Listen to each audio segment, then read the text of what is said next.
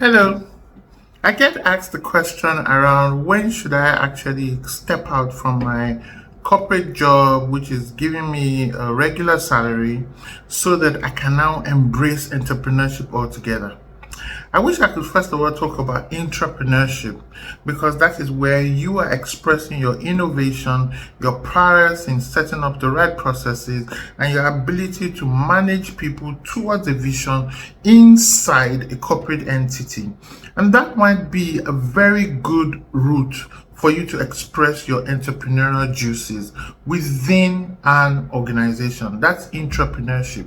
Now, I understand some organizations don't lend themselves for such innovation and they don't give you space for you to initiate and pursue your own idea. That's fine. That's their own loss, so to speak, or their own gain because maybe it becomes a distraction to their main or their core pursuits.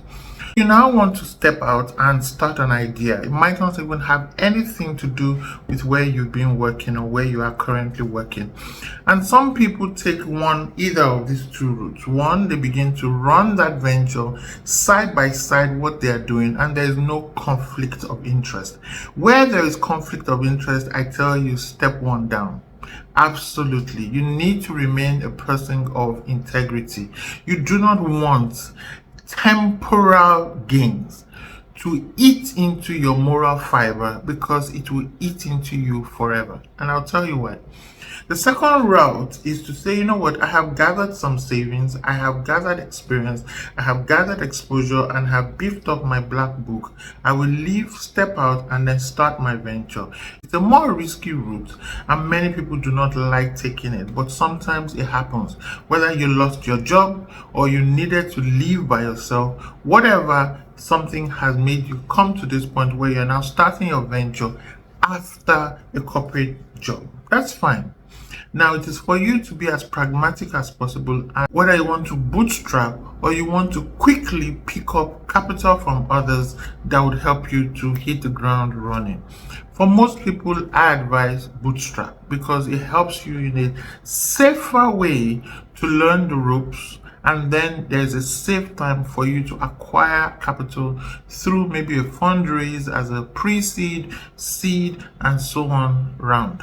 Now, if you are going to bootstrap, there is an efficiency you are looking for, and I simply say start from one route and start and go further.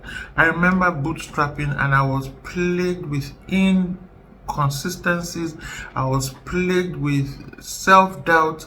I was plagued with disbelief that this was what I came out to do. I left a very cushy job and I came and started my business with bootstrapping as my own route into establishing the organization. 6 years down the line, I am glad that I did. It wasn't easy, but one thing kept me going. It was the integrity with which I handled my former job and my previous other roles.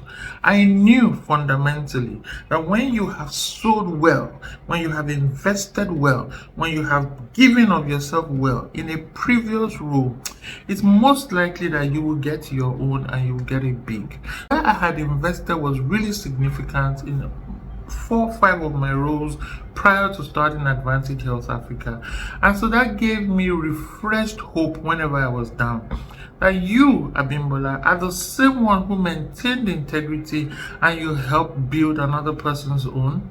Yours will be fine. You'll be okay. And it's not just going to be okay, it's going to be significantly okay.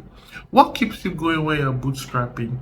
I hope it's not just money, because you must have certain philosophies that wake you up and help you to get out of bed. Otherwise, it's going to be hard.